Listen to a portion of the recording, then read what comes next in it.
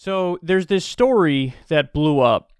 Apparently the MLB, Major League Baseball, is pulling out of doing the All-Star game in Georgia.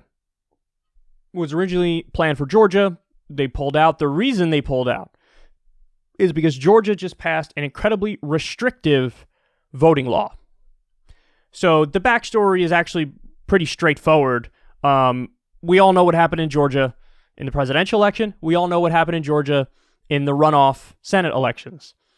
The Democrats won. They cleaned house. They swept. Georgia was previously viewed as a pretty safe red state. Now the Democrats swept. So the response to that from Republicans was, what if we just rigged it? What if we made it much more difficult for certain communities to vote by putting a number of barriers in their way? What if we did that? And what if we enacted this change immediately after the Democrats won the White House and the 2 Senate seats? So in other words, it doesn't take a genius to figure this out. That's exactly what went on. Why in 2021 are you passing some sort of significant voting reform? The Republicans are doing that. Why are you doing that? It's because the Democrats just swept, so they're just trying to make it much more difficult for certain populations to vote in Georgia, and therefore making it more likely that Republicans can win Georgia again. That's what's going on here.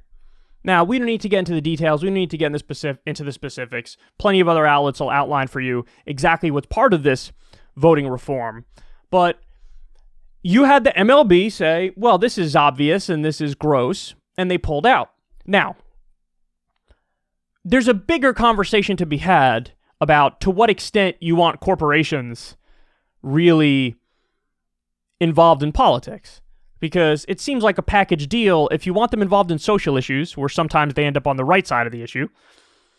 Well, you're also agreeing in principle to corporations getting involved in politics, and then when corporations get involved on economic stuff, they're reliably on the wrong side of it because they're looking out for their own bottom line, and they're not looking out for the American people. In fact, there's always a tension between what's good for corporations and what's good for your average American. So there's a deeper conversation to be had there. But this is rich. So Mitch McConnell weighs in. Look at this. McConnell in Kentucky calls actions of MLB, Coke, who was the sponsor who also pulled out, and Delta in opposition of Georgia voting law stupid. My warning to corporate America is to stay out of politics, he says. I'm not talking about political contributions, he adds. Well, that is unbelievable. I've never seen a more hypocritical, contradictory statement in my entire life. Mitch McConnell's like, corporations are trying to dictate politics to us. They need to stay out of politics. Oh, no, I didn't. No, on economic stuff, no. You could give political contributions. That's cool. But stay out of it when it comes to like social issues and stuff. So in other words, what Mitch McConnell is saying is, I still want to be corrupt. I still want corporations to pay me in campaign contributions. I want that. I want the entire Republican Party to continue to be corrupt. I want all of us to get that big donor money. But stay out of politics in other ways because I disagree with your opinion on that thing. If you didn't already know, and you did already know this, but there are 0 principles in this man's head. There's not an honest bone in his body. He has less than no integrity. And this is just such a great example of his kind of politics. You know, brazen contradictions, brazen hypocrisy, and he doesn't care because to him it's all about what's self-serving. What's self-serving for him is, hey, stay out of politics when I disagree with you, but when I agree with you, yeah, then you get in politics. And also, by the way, let's continue to be corrupt. So listen, what I will say to Mitch McConnell is this. Bro, I will take if you are putting the deal on the table right now, corporations need to totally stay out of politics, I'll take that deal. But that's for everything. So in other words, if corporations need to stay out of politics, that means, yes, no more, silly woke virtue signaling, getting obsessed with social issues and like identity stuff, and no more of that, right? So that's all got to go. But also, no more political contributions at all. No more bribery. No more corruption. No more pay to play at the political level. No more, I donated X amount to you, now I want a tax break. Now I want a subsidy. Now I want you to deregulate my industry. No more any of that. You want to take that deal? I will take that deal right now. I'll take that deal right now. Listen, it is true. There's plenty of people on the left who love the fact that, corporations do get involved on virtue signaling and woke stuff. By the way, I don't even consider this like woke stuff.